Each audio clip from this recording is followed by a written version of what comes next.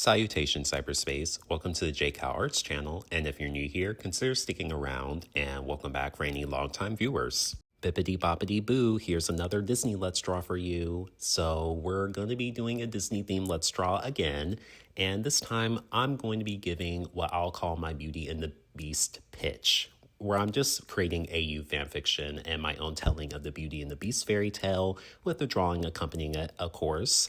And I'm doing this because, hot take, I don't like the plot of the original Beauty and the Beast made by Disney. So like, comment, and subscribe because you know there's going to be tons of people doing the exact opposite.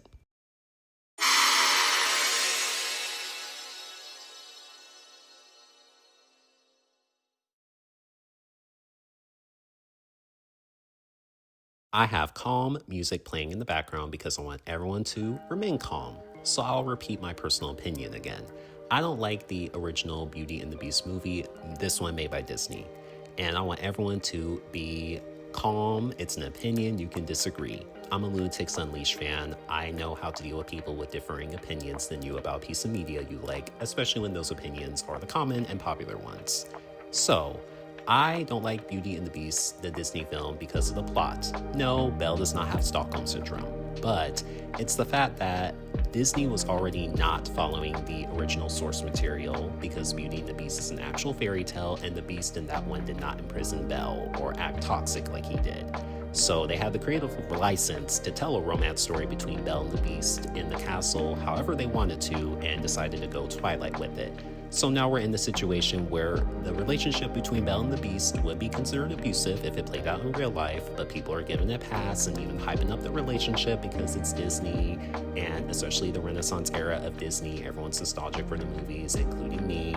And so, you know, people get really touchy when you point out that, yeah, the Beast imprisoned Belle. I mean, I remember the scene when he told Belle that she is no longer his prisoner after they had the beautifully animated ballroom dance scene and the song Beauty and the Beast playing in the background performed so beautifully. It's like, wow, Beast, what a great way to drop a turd on a beautiful moment.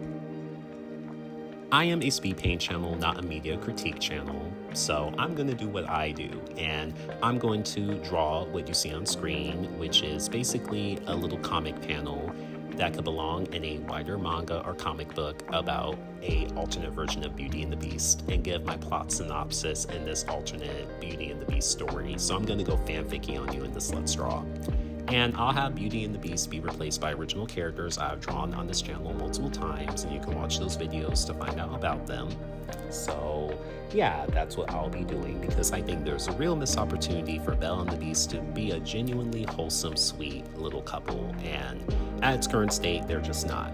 Prince Naveen and Princess Diana, Princess Rapunzel and Flynn Rider, and especially Ellie and that old man from Up, they are way more convincing romantic pairs than Belle and the Beast. And let's be real, people got the hard-on for the Beast, and that's probably why people are willing to defend some of the stuff in this movie. So while I was ranting earlier, I was drawing the Beast in the castle in his princely wear. I wanted the Beast to look younger as well, and I hope you were paying attention to that while I was going on and on. But now in the recording, as you can see here, I'm drawing my version of Belle holding up a rose to the Beast while he's up in the castle. So let me explain the scene here. In my version of Beauty and the Beast isn't cursed into his beastly form. He's born that way. So his parents gave birth to a furry, and they don't know why they got a furry son. So they call the fairy godmother, and she pull up in that bubble and it go pop, and she arrives and doesn't know what's going on either. So she ends up deciding to quarantine him effectively in a magical castle far away from his family. And I assume the Beast has siblings because he's basically ridden out of succession until the curse is undone. And so he's basically isolated from his family in a faraway castle. And all he has to keep company is fairy godmother and Ooshi Bibbidi Bobbidi Boo, his servants that are the furniture and stuff, for company as well, to take care of him. And so Belle comes into the picture, because just like Belle in the Beauty and the Beast film, she wants more than a provincial life, so she goes on little adventures around her little village, and she stumbled upon the castle that the Beast is in.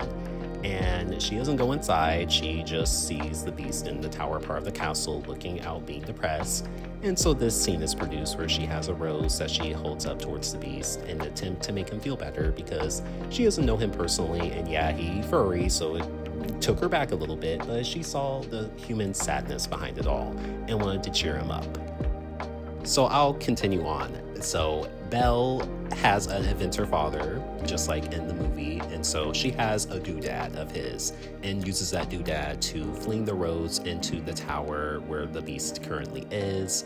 And the fairy godmother pull up and being like, what is she doing here? And then the beast come in defending her and basically going, well, she just wanted to give me a rose and he's happy and wants to commemorate the moment.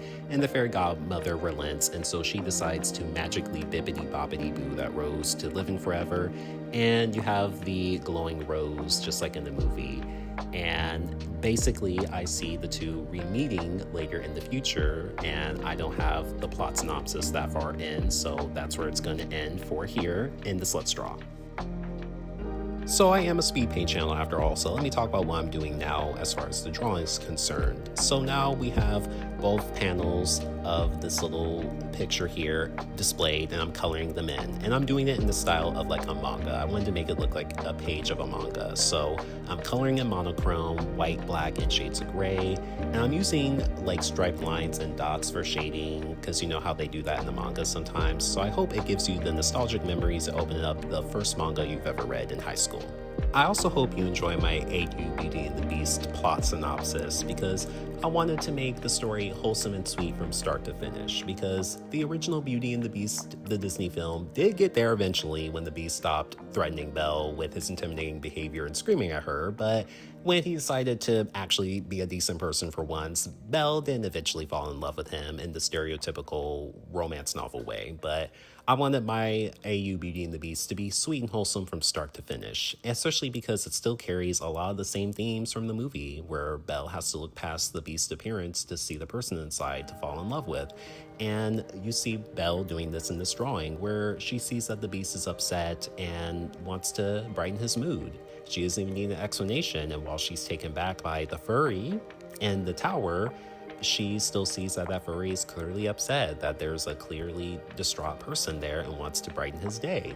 And then the Beast decides to commemorate the moment by having the fairy godmother bibbity bobbity boo that rose, and it makes the origin story of that rose so sweet and wholesome. And I see them reuniting as they got older, like they reunite later, and he has that rose still there to commemorate that first act of kindness. And I also see the Beast being conditioned to basically hate himself because of his curse, and something that the fairy godmother and his parents even instill in him. I mean, he got sent away to a tower because of the way he looks, but having Belle here do something kind for him, and you know, she's adventure seeking, so she obviously knows he wants to know what's going on and get to know him better. All of this is showing the opposite of what he's been told, that there are people out there who are willing to give him the time of day and accept him as he is in his current form. So you even have some self-acceptance stuff going on there. So I don't know, I just wanted to give a warm, sweet version of the Beauty and the Beast we could have had, but instead we got generic raw novel stuff.